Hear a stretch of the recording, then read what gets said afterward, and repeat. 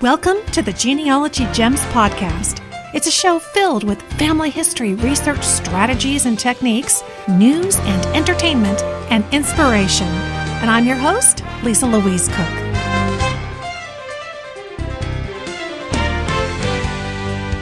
Hello, everyone, and welcome to Genealogy Gems podcast episode number 195. This month, I am celebrating, and I am so glad that you could join me for this. As the episode progresses, you're going to hear about what I'm celebrating, but the key numbers are a 100th anniversary, a 2 million milestone, and a top 25. Now, the one I'll tell you about now is the 100th anniversary. It's not 100 years, but 100 podcast episodes. And it's not this podcast. We're actually past 100. I am celebrating 100 episodes of the Family Tree Magazine podcast. Now, way back in 2008, I was at a genealogy conference. It was called Family History Expos. And I remember I saw that Family Tree Magazine had a booth. And in it was standing Allison Dolan. And I kept thinking, I should go over there and introduce myself and talk to her. And I had only been doing this show for about a year, maybe. But I'd had some ideas about how maybe they, as a magazine, could also do a podcast and be able to have more interaction with their readers by making them listeners. So I ended up going over there and introducing myself. And I said, I was just wondering, have you ever thought about doing a podcast? And Allison just looks at me like, oh my gosh, I was just thinking about that. And I wanted to talk to you. So needless to say, just a couple of quick conversations and we were on a roll launching the Family Tree Magazine podcast, which is a monthly show. And you can find out more about it at familytreemagazine.com/podcast. So it's kind of exciting to hit a milestone like that. We have covered a lot of ground in that show. And in this episode, I want to flash back to my favorite interviews from the Family Tree Magazine podcast. And if you've listened to the Genealogy Gems podcast much before, then this voice that you're going to hear in the interview is going to be quite a familiar one. Also in this episode, we're going to have comments from a guest expert, Lisa Also, on records that have recently come online, step-by-step instructions for using your mobile device to find copies of pictures online, and a YouTube success story from a woman that I met at a conference. You're also going to hear my advice to someone who's wondering whether to pass on gossip about an ancestor. And later in the show, you'll hear part of the Genealogy Gems book club. It's our interview with Chris Cleave. He's the author of Everyone Brave is Forgiven.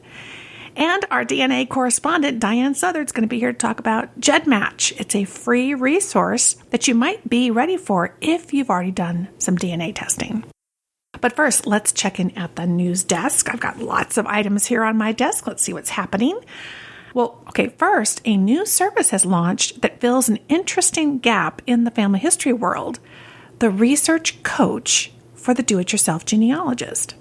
Now, this new company is called Genealogy.coach, and it matches up professional genealogists to serve as coaches to customers who want to do their own research, but they just need a little help getting past a brick wall or working with DNA test results or maybe accessing records from overseas or getting them translated. Currently, they've got 25 coaches who offer help in 47 different categories, such as the ones that I mentioned. And other topics include things like getting started, tree analysis, writing a research plan, and research for different places and ethnic groups. The coaches have been vetted for experience, so they've got an average of about 25 years in the business and are researchers, authors, and lecturers. You can schedule chats with these experts to kind of be your coach, and you can do it for 15, 30, or 60-minute time frames, and they start out at as low as $15 for the 15-minute segment. I know many of them are probably more expensive than that, but that's kind of their starting rate for some of the experts they have there on staff. Now, when I skimmed over the list, I saw some really well-known people. You could get some Eastern European help from Lisa Also, who you'll hear here on the show later.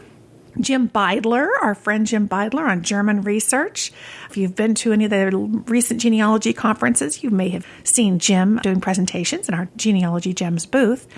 And our own DNA correspondent, Diane Southard, is available as a coach on genetic genealogy. And they also have the photo detective, Maureen Taylor, on identifying or taking care of your old photos. And those are just a couple of examples. According to a press release sent out by Genealogy.coach, kind of describing how this all works, it says, quote, shortly before the coaching session, an email link is sent that allows the user to log into a private video chat room. There they meet face-to-face via video chat to share screens and documents with the genealogy coach and receive the help they need to keep moving along in their family history journey, unquote. So the website is Genealogy.coach, brand new service, and it literally is typing out the word genealogy and then a period for dot and coach versus com. Okay, so it's COACH. So Genealogy.coach, and you can check it out. Tell them that Lisa and the Genealogy Gems podcast sent you. And I'd be interested to know also what you think of this idea. Is this the kind of thing that you'd be interested in doing or paying somebody to kind of work with you on a video chat like that? We're also posting on the Genealogy Gems blog over at genealogygems.com about this. So if you want to leave a note at the end of that blog too, we'd love to hear your thoughts. Now, there's also some more news here that as of this month, Find My Past is no longer hosting Scotland's People, which is a partnership between the National Records of Scotland and the Court of the Lord Lion, where you can find Scottish censuses, statutory and parish vital records, valuation rolls, wills, and other critical historical records. Well, the site has more than 1 million registered members and now hosts over 30 million images and 110 million indexed entries of Scottish historical records. So first, let's take a look at how this is going to affect Find My Past users, because that's an easier question to answer. So will Find My Past subscribers lose any access to Scottish records? According to Find My Past rep Jim Shaughnessy, the answer is no, and I quote, "Nothing is changing from a Find My Past perspective. Because of how Scottish records work, we didn't have a reciprocal arrangement with Scotland's People. Our users didn't get access to their records. We'll continue to have the extensive Scottish records we already have. Our users aren't going to lose anything at all," unquote. So Find My Past has Scotland's censuses for 1841 through 1901. They have indexes to births, baptisms, and marriages back to the 1560s, and a couple of other collections. So next, how will this affect Scotland's People users? So far, not at all. We reached out to the new technical support company that replaced Find My Past, and they said they can't really comment until the rollout fully happens. So we're keeping in touch with them, and an email update today says that the new site launch date has been pushed back until the end of this month, and that Scotland's People probably won't be ready to talk about what's coming next until the new site settles in a bit. So the new support company is contracted for maintenance, but also potential upgrades to the site in the areas of web design, app development, search functionality, their e-commerce, so how you pay for the records, site expansion, and more. So we may see some improvements and some changes in the future over at Scotland's People. So you'll find links to both Find My Past and Scotland's People in the show notes for this episode. It's 195. And, of course, we'll have links for everything that we're talking about in today's episode. Next up, Chronicling America is in the news today as well. Chronicling America is the Library of Congress's online portal to digitize newspapers, and it's getting closer to achieving its goal of having digital papers available for all 50 states. Wouldn't that be amazing? So there's been 4 new states that will now be contributing content: Alaska, Colorado, Maine, and New Jersey. That rings a bell for your research. Pay attention. The Library of Congress has also expanded the range of dates for digitized newspapers on Chronicling America. So until now, you could only do full text searches of papers dating from 1836 to 1922. But in July of 2016, a press release announced that digitizing partners from each state may now submit content dating back to 1690, when the first U.S. paper appeared, and forward past 1922, nearly half a century, all the way up to 1961.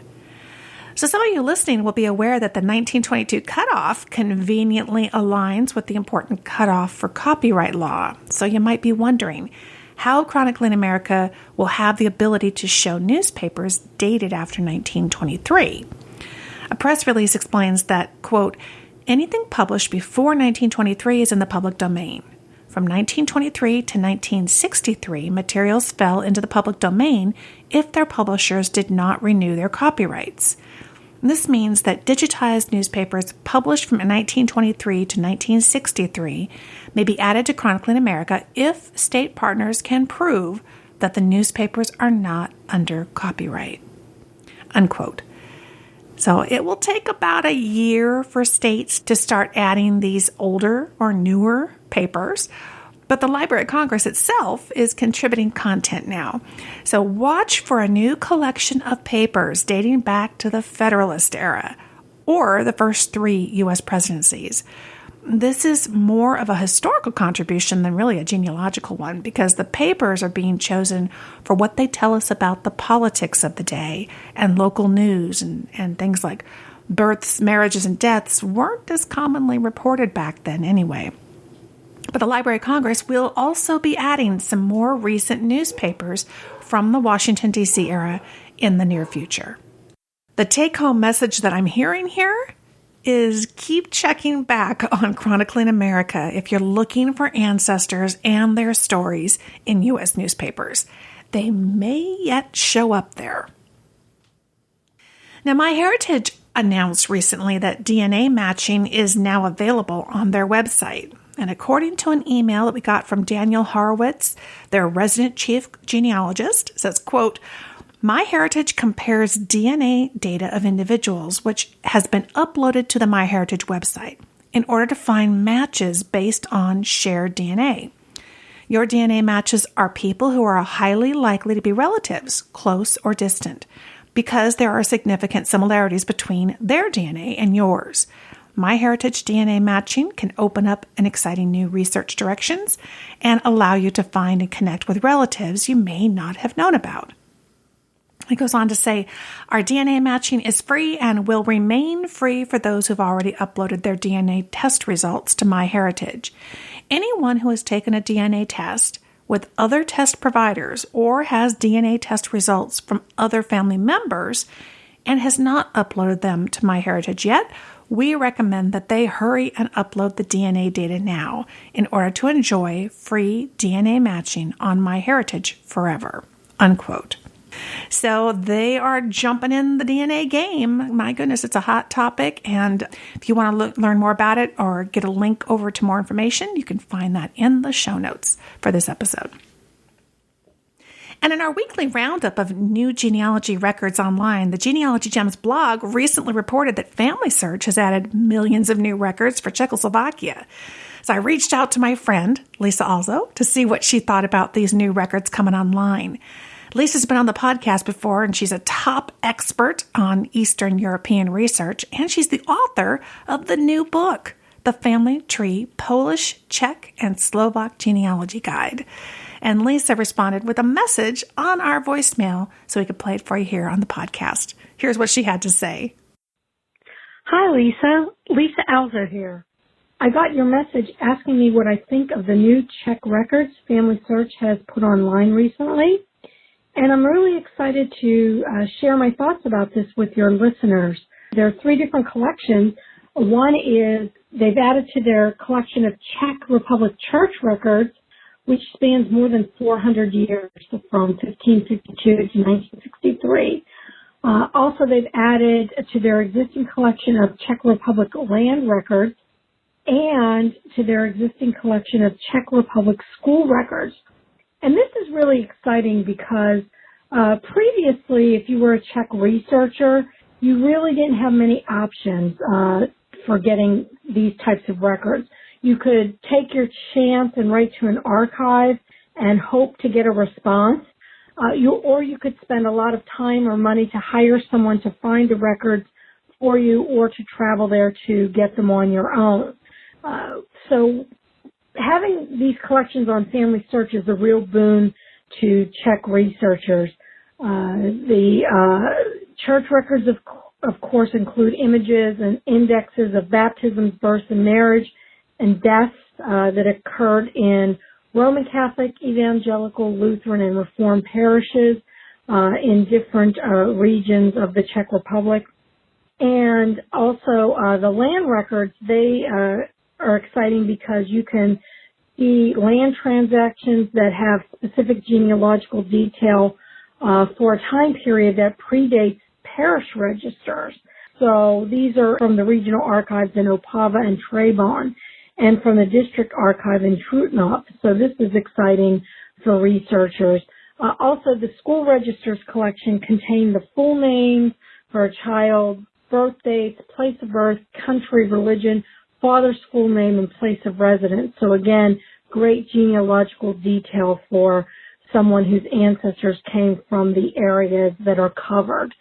So while researchers should keep in mind that not everything is yet online and that these collections are not 100% complete and hopefully will be added to in the future, having these records from Family Search is an amazing resource for anyone whose ancestors may have come from these areas. And hopefully there are more records to come. Thanks, Lisa, for letting me share this exciting news with the Genealogy Gems listeners. Thank you, Lisa, also for your feedback on these records. You know, if you've got Eastern European roots, don't forget to check out her book, The Family Tree Polish, Czech, and Slovak Genealogy Guide, and we will have a link for that as well in the show notes, along with we have a coupon code that you can use as a Genealogy Gems listener to get a discount on that book. So that'll be in the show notes for you. And here at Genealogy Gems, we have some great news this month as well. At the beginning of last month, this podcast reached a new milestone. Here's one of our numbers. We passed 2 million downloads. I was so thrilled to see that online counter passed that 2 million mark. Well, by the time I saw it, it was already a couple thousand over. In a few short months, we're going to celebrate our 200th episode as well. So that means we have averaged over 10,000 downloads per episode by listeners around the world. And our second big piece of news is that Family Tree Magazine has named Genealogy.coach as one of their 101 best websites for genealogy in 2016. And David Fryxell wrote the article. He was actually a founding editor of Family Tree Magazine more than 10 years ago. And David said that as he evaluated websites for the list, he wasn't just looking for the status quo. He was searching for, quote, new frontiers in online genealogy sites not afraid to innovate at warp speed, unquote. I kind of like that idea. Innovating at warp speed. We do try to do that around here. He categorized us under the best genealogy news and help websites of 2016. And really, that's exactly what we strive to be. And I so appreciate the recognition. So thanks to all of you. I appreciate you, those of you who write in with your questions, your ideas, and your encouragement to keep me and all of us here at Genealogy Gems going. And other things are happening for members of the Genealogy Gems team. Sunny Morton has a new book out, Story of My Life, which helps you capture your own life story in a workbook or a writable PDF. And she's going to join us on the show next month with some tips and some thoughts about life story writing. And you'll actually hear from her later in the show today. She's going to be talking about interviewing relatives, which is a great use for this book too. And next month, our DNA correspondent, Diane Southard, is going to head to Dublin, Ireland to join an international lineup of genetic genealogy speakers at the Back to Our Past conference on October 21st to 23rd. So I know we have a lot of folks living in Ireland listening to this podcast. If you're going to be there, you're going to head to Back to the Past conference and say hello to Diane. I know she'd love to say hi. And finally, I have received word that I am going to be an official Roots Tech speaker in February 2017 at the Roots Tech Conference in Salt Lake City. And so will Diane, and so will Sunny, and GEMS blogger Amy Tennant. 4 of us will be presenting at Roots Tech this year. It's going to be genealogy gems saturated, and we're going to have so much fun. We can't wait to see you. We're going to have our big genealogy gems booth in the center of the exhibit hall. Lots of sessions there, but also lots of full-length Roots Tech classes for you to join us at. So we're looking forward to seeing you all there. All right, well, now it's time to hear from you, and we will do that at the mailbox.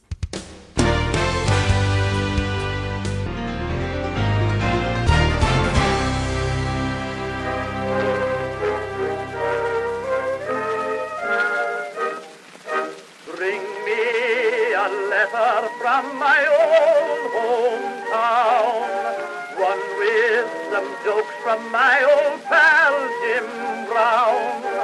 Bring me a letter from that girl of mine, saying that she's longing for me all the time. Bring me a letter from my proud old dad, who knows that we are winning, and I bet he's glad. But more than any other, a line from my old mother. Bring me a letter from my hometown.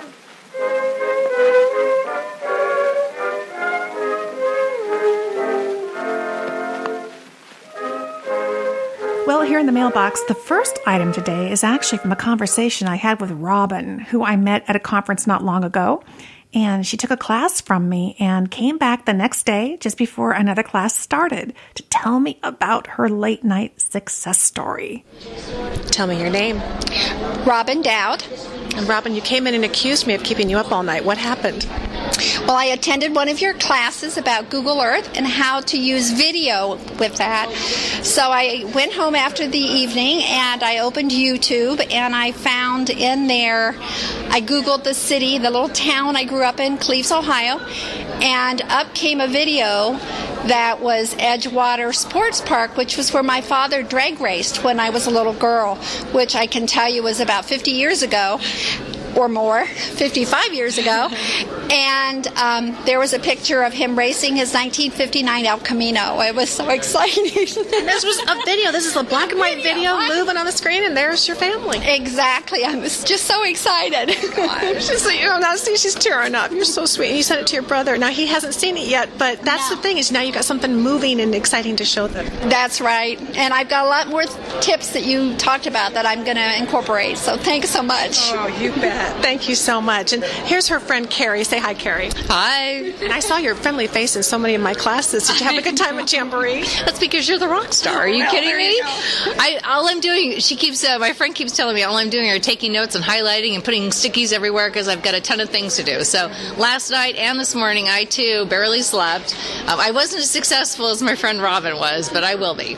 I will be. So it sounds like, the thing is, you're getting those genealogy gems. You actually have something you can go home and start running with right away. Yeah, that's fun. You ladies have been so And that's why we're back today for this class. Good. Well, let's get started. All right. Thank you.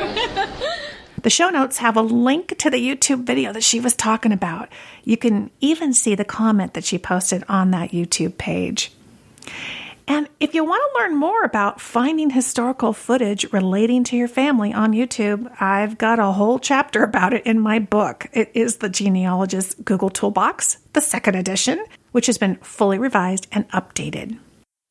And I have 2 quick emails to share, and they're both about the other podcasts that I do.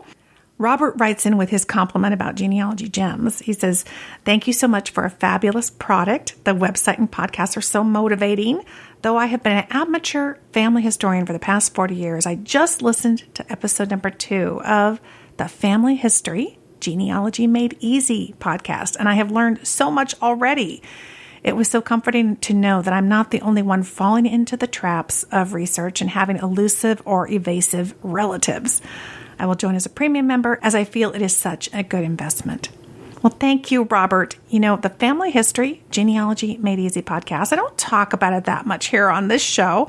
And that's partly because we're no longer adding to that series, but it is a free step-by-step podcast series. There's about 45 episodes, kind of self-contained. I recorded it a couple of years back, and more recently, I remastered it and updated it and put it on the Genealogy Gems website. So it's a great resource for any of you who want a genealogy do-over or kind of a refresher series, as well as those of you who are just getting started. Or if you have somebody in your family who's made a little noise about thinking about getting started and doing some family history, this is a great, fun introduction to it.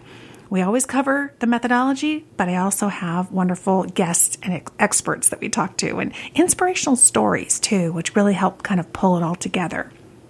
And the other quick email that I got, besides Robert's, was from Gay, and she's already a premium member here at Genealogy Gems. And of course, if you want to learn more about premium membership, just go to genealogygems.com and click on premium. You'll see that membership is good all year long, and it includes, over 30 of our video classes. So that's what Gay has been listening to. Oh my gosh, and the premium podcast, which I think we're in the 130s episodes. So huge archive there if you like listening to the podcast. So Gay says, just a quick note of thanks for your help today in cleaning my garage. Oh my gosh. She says, I worked for nearly 8 hours going through things, and the time flew by because I was listening to your Genealogy Gems premium podcasts. It was the most enjoyable time I've had cleaning a garage ever. I appreciate all that you and the rest of the podcast crew do in sharing resources in such a clear and interesting way. The topics and the way you shared them were both great. Well, thank you, Gay. And gosh, that was the easiest garage clean I've ever been given credit for, so I'll take it. Hey, it's so cool to hear how so many of you spend your time and that I can join you in your endeavors, even if it's getting your garage clean. Now, if you could just come over and help me clean mine, right? So seriously, I'm so glad that she loves the premium podcast and that Robert, too, has decided to invest in himself and his research and become a premium member as well. You know, with the financial support of premium members, I'm able to marshal the GEMS production team to really dig deep and wide and find the kind of news, the how-tos, and the resources that Gay mentions.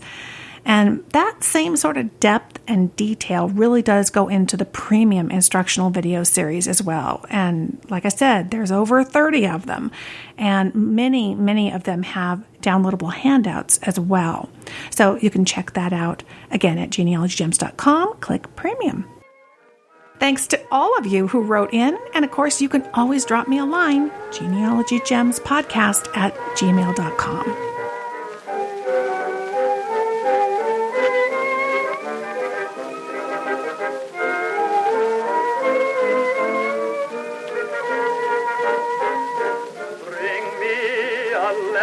From my proud old dad, who knows that we are winning, and I'll bet he's glad. But more than any other, a line from my old mother. Bring me a letter from my hometown.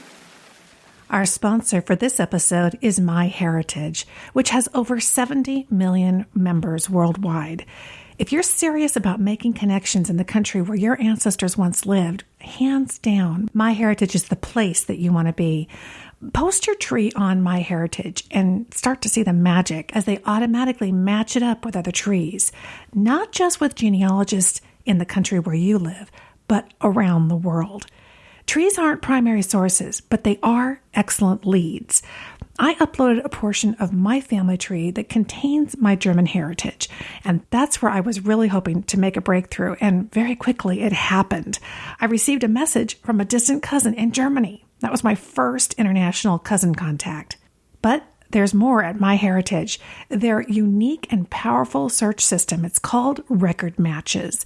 It constantly culls over 5 billion historical records for your family. It's the only family history interface out there using semantic analysis to search newspaper articles, books, and other free text documents. It is also the first to translate names between languages. Find out what MyHeritage can do to help you grow your family tree. Visit MyHeritage.com. It's free to get started, so there's really no reason to wait. And there are billions of reasons to try it out. Visit MyHeritage.com. As I mentioned at the beginning of the show, today I'm celebrating the 100th episode of another show that I produce and host, the Family Tree Magazine podcast. So I took my own little trip down memory lane, reviewing all the great conversations that I've had with so many expert authors and staffers at the magazine over the years. And I decided to pick my personal favorite to play for you today. They are timeless topics, and they happen to be with a voice that you know very well. Our own Genealogy Gems editor, Sunny Morton. This is where Sunny and I first met, through Family Tree Magazine, and she proved so easy to talk to and consistently provided listeners with the most usable information. And that is always important to me when I have to interview somebody. And, I don't always get to pick who I interview, so we interview either the author or the expert, or I really like those people who really kind of give and dig deep and provide usable information that you can then go back and apply to your own family history research. So, Sunny does that. She provides that consistent, usable information. So I've had her back on that show several times, and as you know, she eventually became part of the Genealogy Gems team, too. First as a blogger, and now she's our book club guru and an editor for the podcast. So here we go with conversation from the Family Tree Magazine podcast.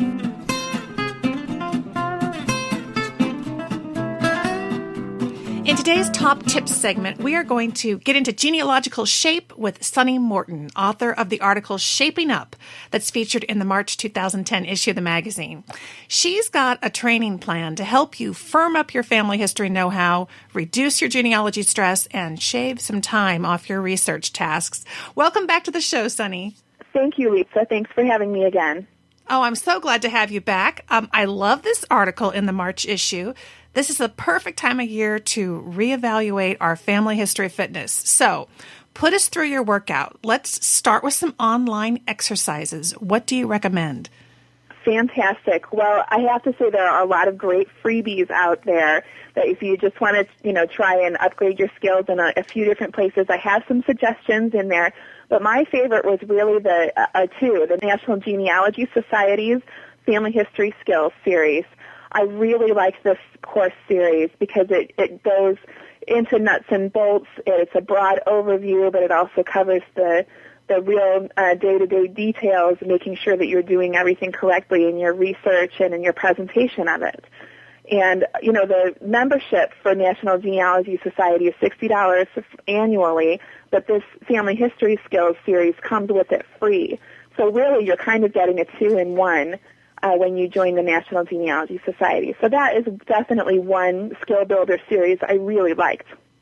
The Family Tree Magazine has also launched its own Family Tree University, and they offer these great webinars that you can find at familytreeuniversity.com on several subjects ranging from organization to more specific genealogical topics. So there's plenty out there. It depends on what you're interested in. I'm excited because I'm going to be one of their instructors for Family Tree University. It's a lot of fun. Allison's got some great classes coming up. And I appreciated that you included my podcast, the Genealogy Gems podcast, as a free online resource, because certainly that's what we try to do in podcasts, are provide that continuing education and talking to the experts.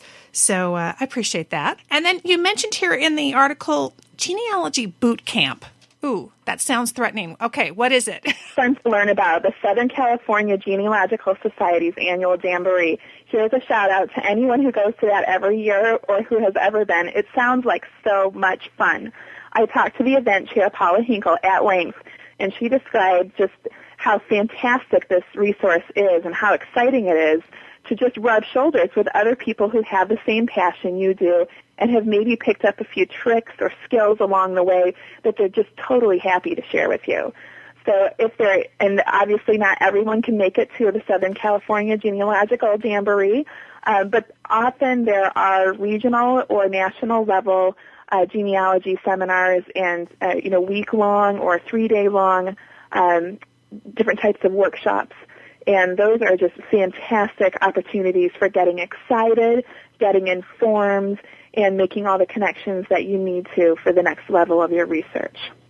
You bet. And I have a tip actually for those, because I love the Jamboree. I go every year. And one of the things that they do is they do oftentimes record many of the seminars that they hold there at the conference. And there are just dozens and dozens and dozens of them. So I believe if you go to their website, if you aren't able to attend, you can actually purchase the particular classes you're looking for on CD, which is great. What a fantastic resource. And then let's see here. Talking with Going Pro. Now, this is a question I sometimes get on my show, which is if you've been doing this for a while and you kind of want to take it to the next level and get certified, what's out there? How do you get to that next level? I've had the same question, and I'm sure many of us, amateur or hobbyist level genealogists have wondered sometime, I've put all of this time and energy into learning this skill. How close am I to really being a professional? Well, you can find out if you get some professional level training. You'll really see where your level of skill is, and you'll push yourself to that next level. There are courses that are offered either online or at various universities where you can become a board-certified genealogist. There are 2 different certifying organizations, and my article goes into more detail about that, but both of them require that you have a certain type of certification process that's peer-reviewed, meaning other genealogists take a look at your work, and they help provide the sort of the nod to the rest of the genealogical community at large that you really are trained and you know what you're doing. So there's all kinds of options where you can take a week-long course at the Utah Genealogical Association Salt Lake Institute of Genealogy to really get some great professional skills, and that's only about $300 or so. And Boston University actually does a certificate in genealogical research that you can do there, and that's much more intensive. You're going to pay about 10 times that amount. Not quite. You'll pay about $2,700 for a 14-week Saturday course or a summer session there, and that's in a university setting, so it's hands-on. There are lots of opportunities for you to get your certification online. Boston University has apparently just started offering this online. So you can go online and get all the details from Boston University or other universities in your area that also might offer certification. Absolutely right. And these programs are great because if you do want to take it to that next level, at least when you go through a program like this, you know that you've covered all the areas because there's so much to cover, isn't there? It's easy to miss things. It really is, and some of it depends on the geographic location. You could be researching one line in the Netherlands and become a real expert in Netherlands sources, but then, go down another line and find yourself on a totally different continent trying to learn something new. So there really is always something new to learn as a genealogist. Well, if you would like to shape up and get your skills going, Sunny really does have a terrific game plan here for you in the March issue.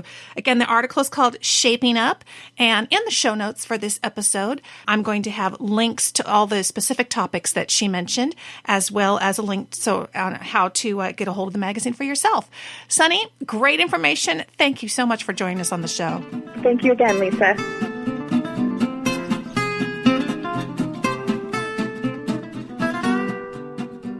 I hope you found these conversations as interesting and inspiring as I did. I'm going to have summaries and links in the show notes, along with a few updates, such as changes in the Boston University genealogy program. And remember, my own fitness program for genealogists, that's Genealogy Gems Premium membership, which I talked about a little bit earlier in the show. My premium podcasts and videos especially help you tone those technology muscles because we have lots of videos that specialize in that, which is kind of, I've heard, a trouble spot for some of you. So I think you'll love the video classes and the premium podcast that comes with that.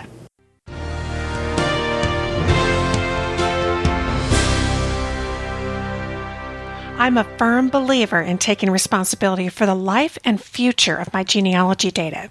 So instead of just uploading my information only onto someone else's genealogy website, I enter it into my master database on my computer into the premier genealogy software program. It's Roots Magic at rootsmagic.com. Genealogy software is Roots Magic's primary focus. It's not just a sideline. And I continue to be really impressed by their free online training videos and all the rich features they add. And here's the latest. Not only can you import a GEDCOM file from another program, but now with the release of Roots Magic 7.1, you can directly import any Family Tree Maker file with everything attached. That's everything attached. In fact, Roots Magic can import a bigger variety of older Family Tree Maker files than any single version of Family Tree Maker itself. It's just one more way that Roots Magic has been reaching out to the genealogy community and helping them care for their most precious data, their family tree. And there's even more to look forward to this year because Roots Magic has announced an agreement with Ancestry, and later this year they're going to be able to synchronize your family tree with Ancestry the same way that Family Tree Maker did. There's never been a better time to try or switch to Roots Magic. Head to rootsmagic.com and download the free Roots Magic Essentials today. You're going to love it. That's rootsmagic.com. You know, now that I've moved to Texas and what they lovingly call Tornado Alley, I'm more aware than ever that if anything ever happened to my genealogy files, I would be devastated. And boy, have my files expanded since I started this research at the ripe old age of 8 years old. As genealogists, we don't just have paper files anymore, but we also have digital files like our genealogy database and precious old photos that we've spent hours scanning. No matter where we upload our family tree or anything else relating to our family history on the web, the responsibility for the total safety and security of our files lies with us. That's why I'm so proud to announce that Backblaze is now the official backup of Lisa Louise Cooke and Genealogy Gems. For the past few years, I've been researching and I've been test driving backup services, and hands down, Backblaze is my choice. It's certainly the easiest service to use. And I love their free app that allows me to access all my files on my smartphone and my tablet. Plus, it backs up everything, including my video files. Yikes, I didn't realize before looking at Backblaze that other services skip over backing up videos. So don't wait another day to ensure that all your files are safe and secure. Back them up like I do with Backblaze. Head to backblaze.com/Lisa and scroll down. You'll see my smiling face there and a great offer. Just $50 for a year's peace of mind and the best cloud backup around. Go to backblaze.com/Lisa.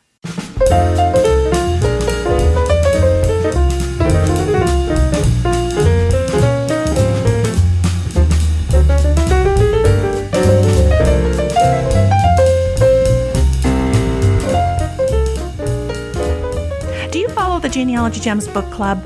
Well, this month it's interview time for the book we've been featuring for the past 2 months, Everyone Brave is Forgiven by novelist Chris Cleave. The full interview is going to run later this month on the September episode of the Genealogy Gems Premium Podcast, but here's a clip from that conversation with Chris Cleave and our own book club guru, Sunny Morton. Hi, this is Sunny Morton, Genealogy Gems Book Club Guru. I'm excited today to bring you a conversation with British author Chris Cleave, who wrote our featured book for this quarter, Everyone Brave is Forgiven. He's also the author of several previous novels, including the award-winning and internationally best-selling title Incendiary, and the New York Times #1 bestseller Little Bee. But today, we're talking about Everyone Brave is Forgiven. Welcome to the show, Chris. Hello, hi. It's really nice to be here. Thank you. So for those who are new to Everyone Brave is Forgiven, why don't you give us a little summary, a little teaser? Yes, definitely. So it's based on the true story of my grandparents on my mum's side. She was a teacher who stayed behind in London under the bombs during the first part of the Second World War.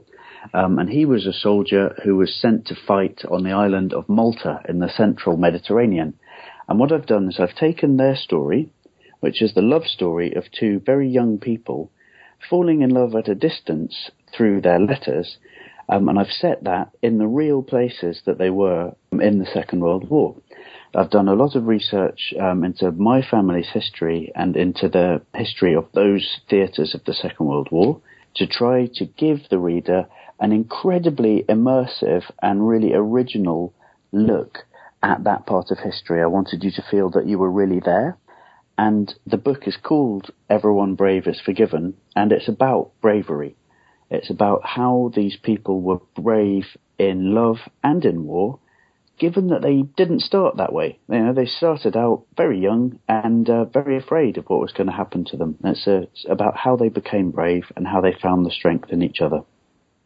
Well, you succeeded brilliantly in that book. I really did feel like I knew Malta and I knew London during those raids. I was there, and it was just stunning. I read the book in 2 successive nights of not getting any sleep because it was just that enthralling. But I will tell you that one of the first things that caught my eye was really that the story is based on the love letters written by your grandparents. So did any pieces or sense of those original letters make it into the book? I love the banter back and forth between the letters, the personalities. Is it anything like your grandparents? Thank you. It's completely inspired by their characters. So what I say about the novel is it's based on a true story, although it is fiction. You know, the events in the book are made up, but it's very much based on the characters and the history of my grandparents. You mentioned the letters. We have in the family 1,000 pages of letters. Oh, my goodness. It's a beautiful thing, actually. Yeah, they're written between my grandparents during their long separation in the Second World War. Now, what we have actually is 1,000 pages of letters from him to her that she lovingly collected and curated. You know, she even kept a diary of when every letter arrived and how it had made her feel.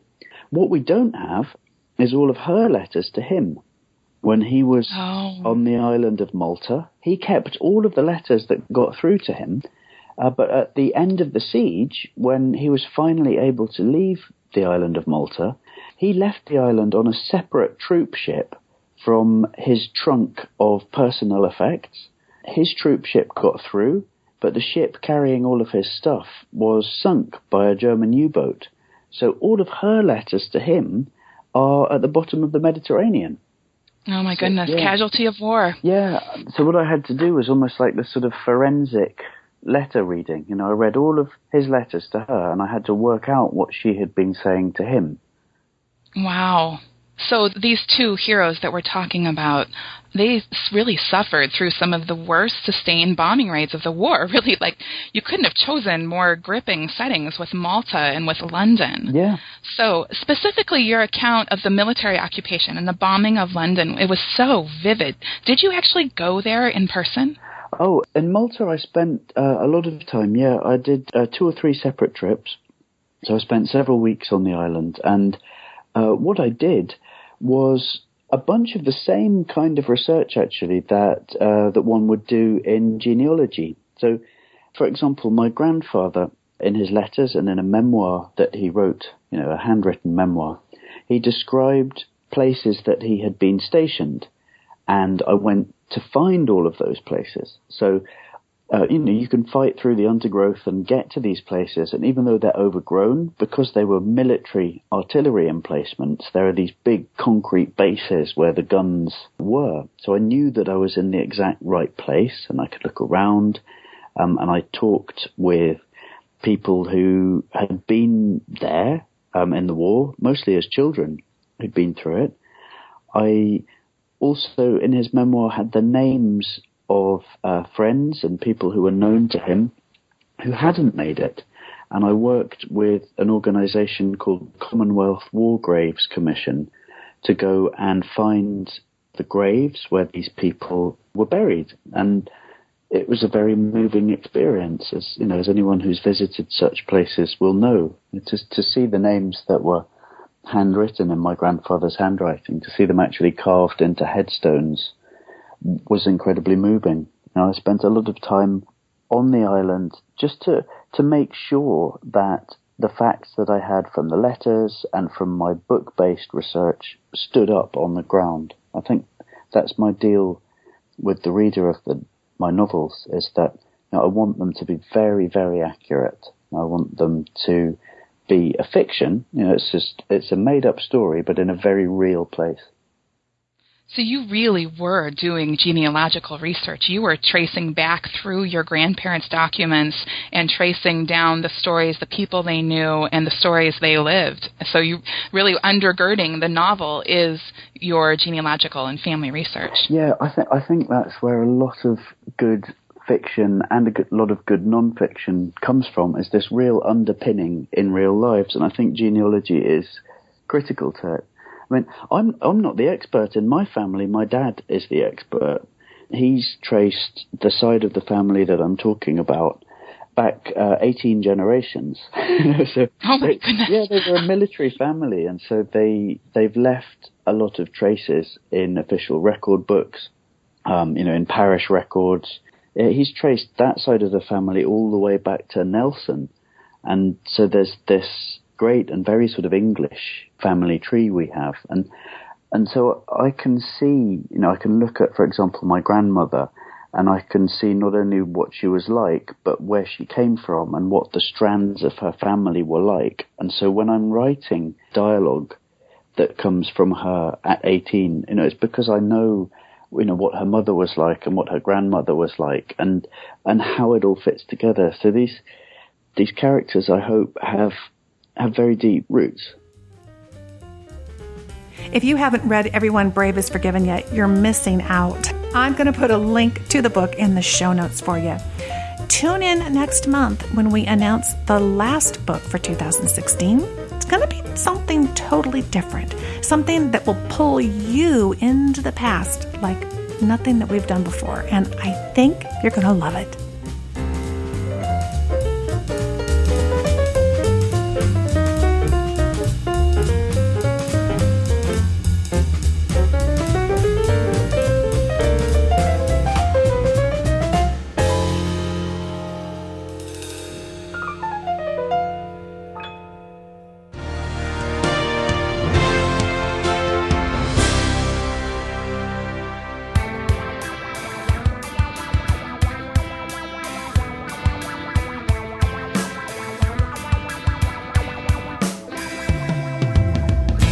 The genetic genealogy community has a crush, a big one. Everyone is talking about it. It has such great features, says one. It has a chromosome browser, exclaims another.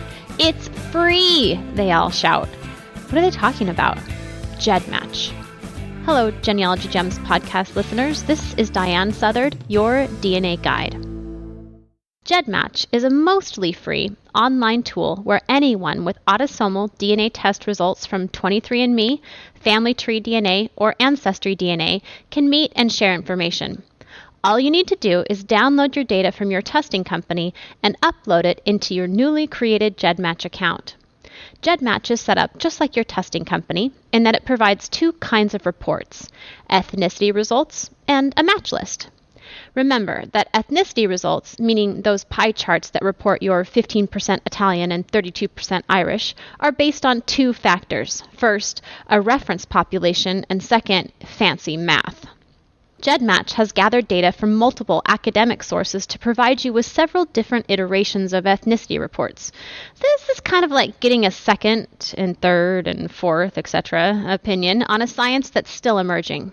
It is a fun exercise, but will likely not impact your genealogy research very much.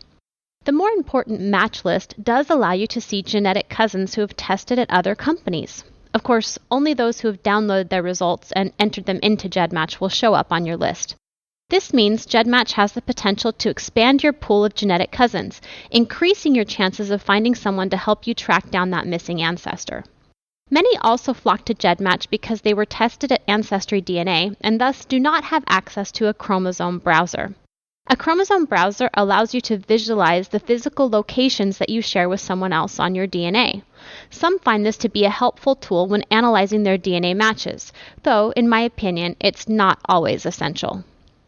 GEDmatch also has some great genealogy features that let you analyze your pedigree against someone else's, as well as the ability to search all the pedigree charts in their system so you can look specifically for a descendant of a particular relative. However, even with all of these great features, GEDmatch is still yet another website you have to learn to navigate. And with that will be a learning curve and certainly some frustration. So, is it worth it?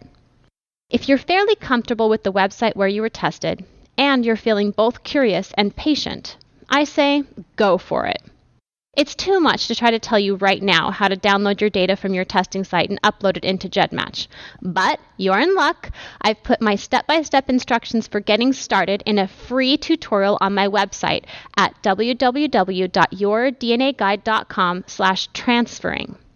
After you've done the upload, you may need a little more help to navigate GEDmatch because there's so many great tools on it. I recently published a GEDmatch quick guide where I've condensed into 4 pages the most essential features of GEDmatch to get you started and help you make use of this tool for genetic genealogy. Using my guide is an inexpensive and easy way to get a lot more out of a free online resource. I will also be adding more GEDmatch tutorials on my online tutorial series later this fall, which Genealogy Gems fans get a nice discount on. Check the show notes for this episode for a link to the GEDmatch guide and more information about the GEMS discount on my online DNA tutorial series. So, have you tried GEDmatch? I'd love to hear about your experiences. You can always email me at guide@yourdnaguide.com.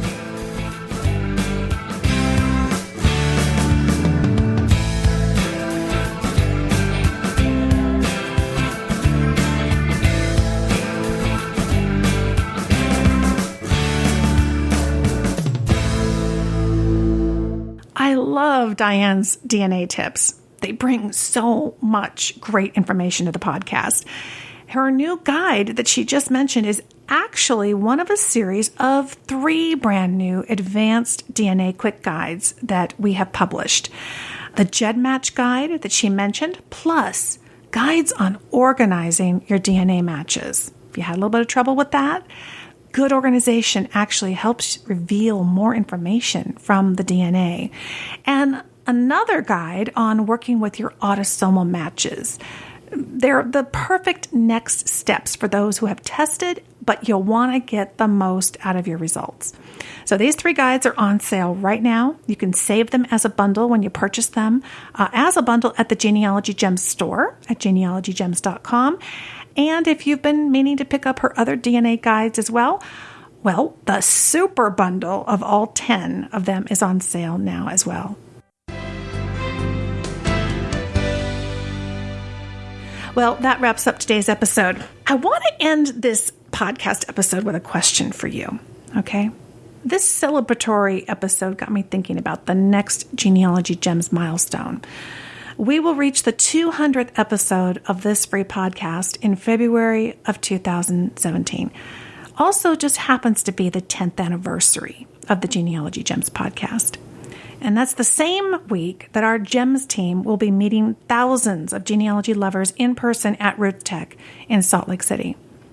So my question is, what have been your favorite things about the podcast so far? Any particular topics that I've covered or interviews I've done or segments of the show that you like the best? What is it about the show that keeps you coming back? And what would you like to hear more of? That's important. Let me know.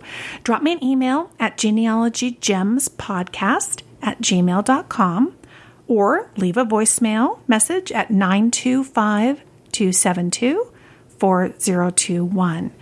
You can even drop me a note at P.O. Box 531, Rome, RHOME, Texas 76078. And before I sign out, I do want to thank the Genealogy Gems production team. That's editor Sunny Morton with additional content and support by Lacey Cooke, Amy Tennant, and your DNA guide, Diane Southard. Vienna Thomas is the show's audio editor, and I'm your host and producer, and Shasha, Lisa Louise Cooke. And I'm Shasha because as I've been recording this podcast episode, I'm getting text messages that my little sweet baboo, Joey, isn't feeling good today. He is homesick. Mommy says that he's asking for Shasha, so I have to do a FaceTime so I can go see how he's doing. Poor baby. He didn't get to go to his preschool today. So I hope that you're taking care of all the sweet baboos in your life. They're important, right? And they are the family history of the future. And that means everything. Thank you so much for listening, friend. I'll talk to you soon.